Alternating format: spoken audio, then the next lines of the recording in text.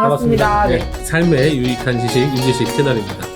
오늘 준비한 거는 뭡니까? 저희가 저번부터 계속 장애학생 대학교 진학 관련해서 이야기를 드렸었는데 1편에서는 대학 진학 여부 4가지 포인트 갈까 말까? 네, 기억나시나요? 네. 4가지 포인트에 대해 말씀을 드렸고요. 두 번째 편에서는 대학 준비 과정 어떻게 정보를 수집하시고 어디서 정보를 찾고 이런 걸 좀 말씀드렸고, 세 번째 편에서는 정보 사이트 소개를 좀 해드렸어요. 마지막으로는 대학교를 힘들게 가셨는데도 불구하고 왜 중도 포기하시는지 좀 사례를 가지고 왔고요. 장애학생 도우미 제도에 대해서 말씀을 드리려고 합니다.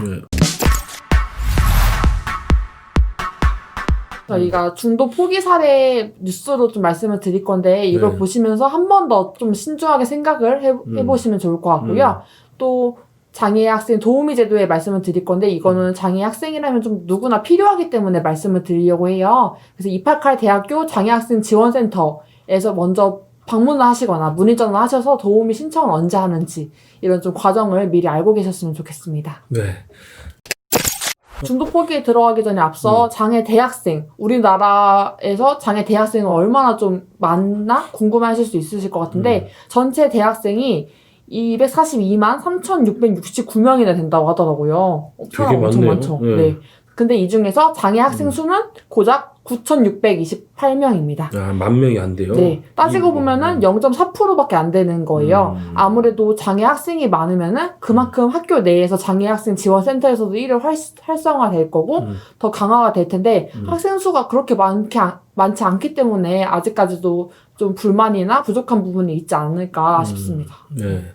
우리가 통상 보게 되면 이제 장애 등록 인구 수가 5% 정도니까 전체 인구에 그거에도 한참 못 미치는 0.4%밖에 대학생 숫자가 없다.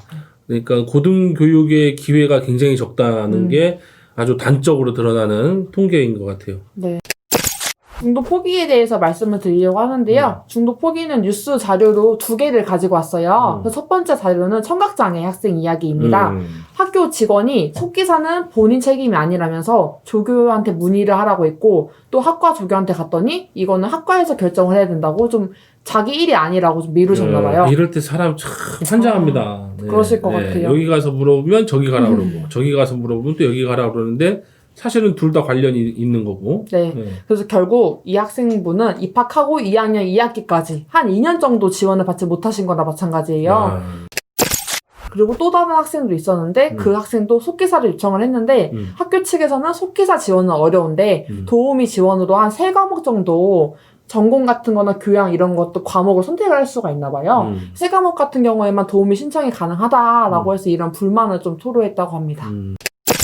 이게 무려 20년 2월 3일 뉴스 기사예요. 그래서 캠퍼스 실태평가, 만족도 조사를 했는데도 꽤 매우 부족이라고 나오고 무조건 학교 내에 장애인 지원센터 설치가 의무적으로 됐지만 좀 학생들이 그렇게 만족하고 있지 못한다는 결과가 더 많았던 것 같습니다.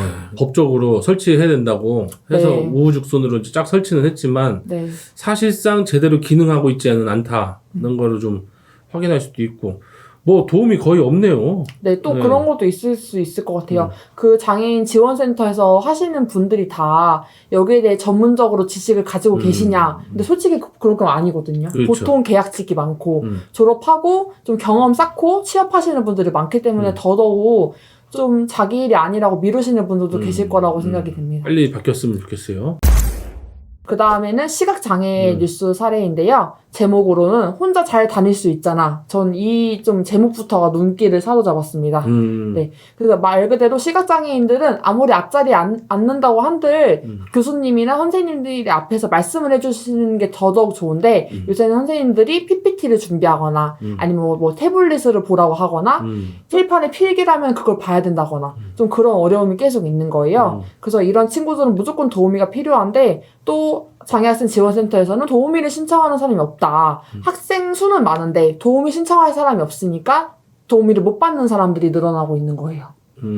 장애학생 수는 많은데? 네. 장애학생 수는 많은데 장애학생 지원센터에 도우미 신청하는 학생들이 없기 때문에 연결을 못 해주는 거예요. 도우미 숫자가 굉장히 적다. 네.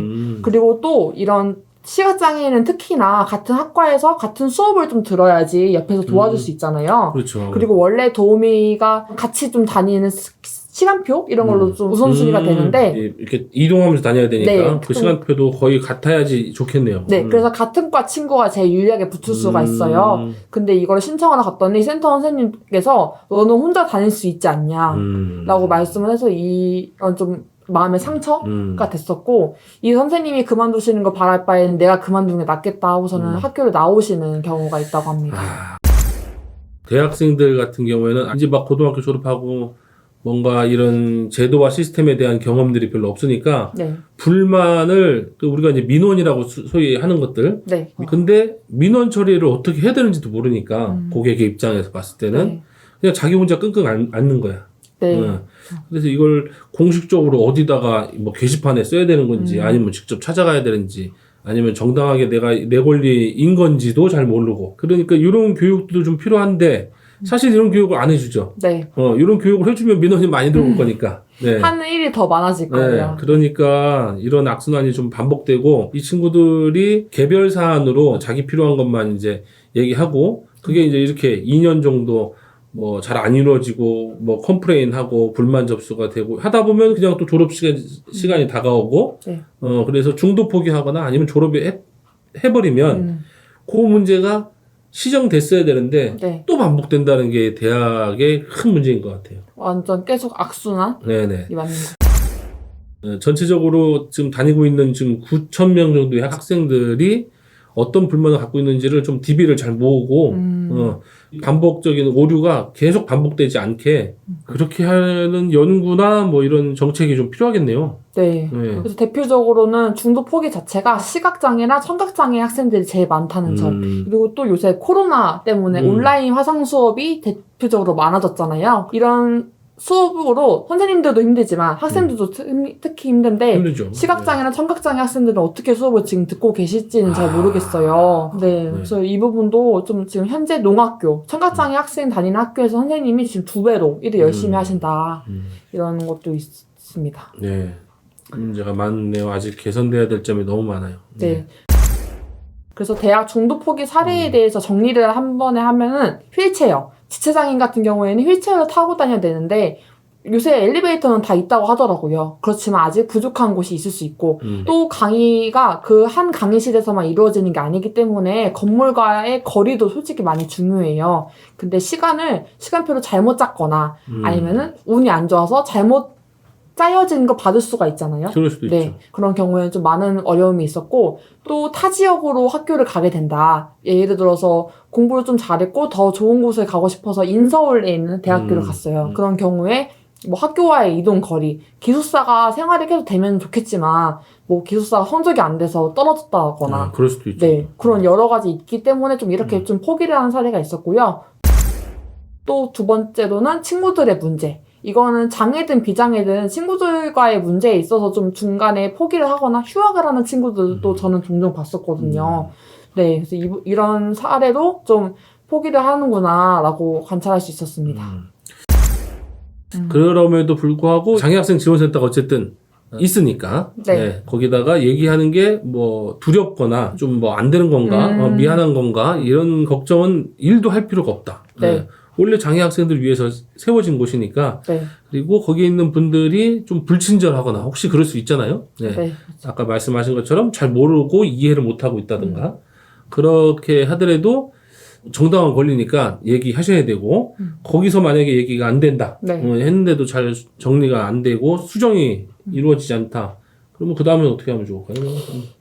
교수님께 좀 말씀을 드리는 것도 좋은 방법이 될 수 있을 것 같아요. 교수님 말씀드리고 교학처 뭐 이런 학교의 시스템이 또 있을 거예요. 거기도 얘기하시고 그렇게도 잘 안 된다. 네, 교육청이나 뭐 이런 데도 이제 아마 민원 넣는 곳이 있을 거예요. 네. 민원 넣고 막 이런 게 정신적 스트레스도 강하고 어디다 넣어야 될지도 모르고 하니까 초기에 좀 어려우실 수 있는데 뭐 어쩌겠어요. 내가 정당한 요구를 하는 건데도 잘 안 갖춰져 있는 상태에서는 이렇게 한 명 한 명 개척해 갈 수밖에 없는 여건도 좀 있는 거니까 하시면 후배들한테 도움도 되고 조금 더 적극적으로 신청하셔도 된다. 네. 그리고 만약에 그것도 잘 안 되면 뭐 우리 같이 이렇게 장애인 단체들이나 이런 곳에 좀 또 얘기해 주세요. 또. 네.